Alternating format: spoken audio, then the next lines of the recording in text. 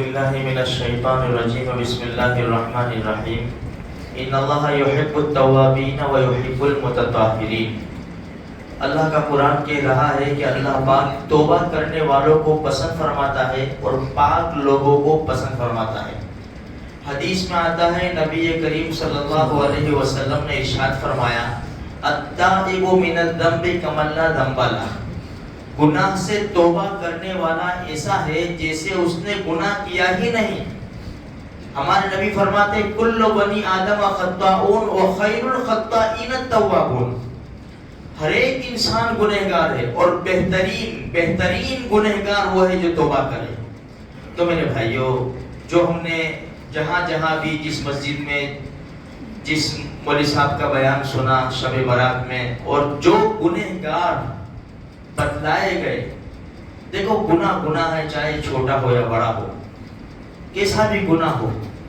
آگ لگتی ہے نا، آگ تو ماچس کی چھوٹی سی تلی سے لگتی ہے، چھوٹی سی اسٹک ہوتی ہے، اس سے بہت بڑی آگ لگ جاتی ہے۔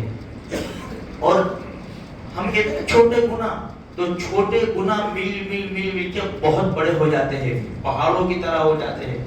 اس لیے گناہ ہے میرے بھائیوں، اس لیے کہتے ہیں نا بھائی نفل نہ چھوڑو، نفل چھوڑیں گے تو سنت چھوڑنے کی عادت پڑے گی، سنت چھوڑیں گے تو فرض چھوڑنے کی عادت پڑے گی۔ اس لیے کوئی بھی گناہ کو ہلکا نہ سمجھے، چاہے چھوٹا ہو یا بڑا۔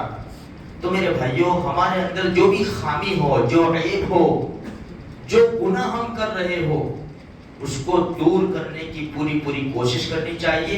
قد افلح من تزکا، کامیاب ہو گیا وہ جس نے اپنے آپ کو پاک صاف کر لیا۔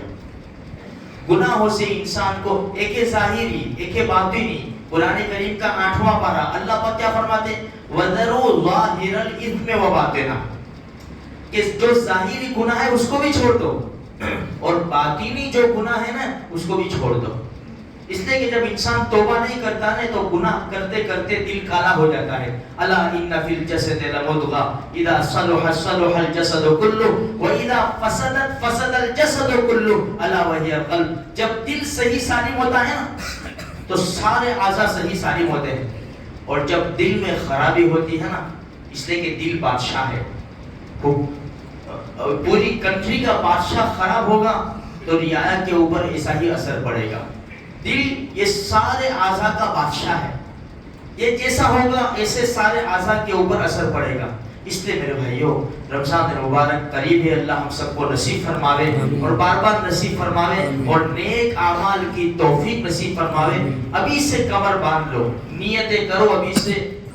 بھائی عورتیں نیتیں کرتی ہے کہ رمضان کی کیا تیاری کرنی ہے، کھانے پینے کی لائن سے جوان لوگ تیاری کرتے ہیں، ابھی رمضان شروع ہوتا ہے کہ عید کی تیاری شروع ہو جاتی ہے، کیسے کپڑے۔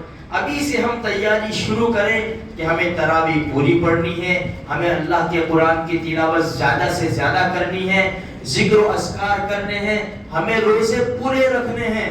امت کا بہت بڑا طبقہ ہے میرے بھائیوں روزے نہیں رکھتے، وہ لوگ ایسا کہتے کہ ہم سے نہیں رکھے جاتے۔ ارے اللہ نے ایسا حکم ہی نہیں دیا کہ جو انسان نہ کر سکے۔ لا یکلف اللہ نفسا الا وسعها، کسی کو ایسا مکلف ہی نہیں بنایا اس کی طاقت کے باہر۔ ہر حکم ایسا ہے جو انسان آسان سے آرام سے کر سکتا ہے۔ اس لیے میرے بھائیوں، یہ اللہ کا حکم ہے، اسلام کی 5 بنیادیں ہیں، اس میں ایک روزہ بھی ہے۔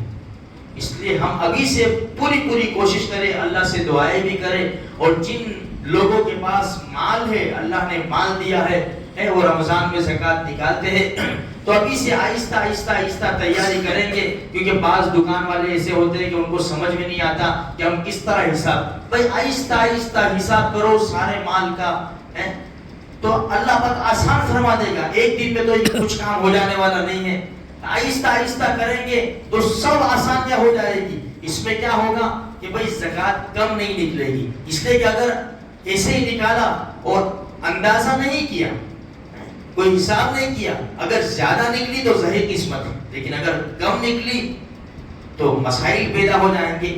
اس لیے جتنی اپنی کوشش ہو وہ پوری کوشش لگا دے۔